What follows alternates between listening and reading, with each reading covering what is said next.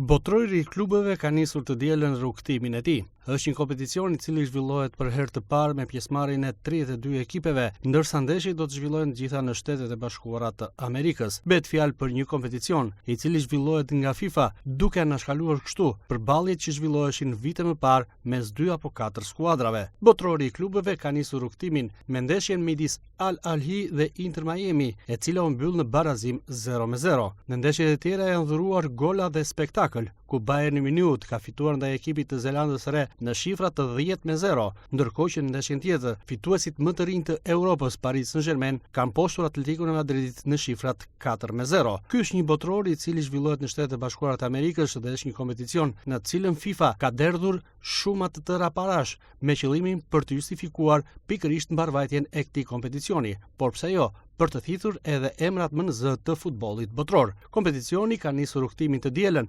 ndërsa do të përfundojë në datën 13 korrik, kur do të zhvillohet edhe ndeshja finale.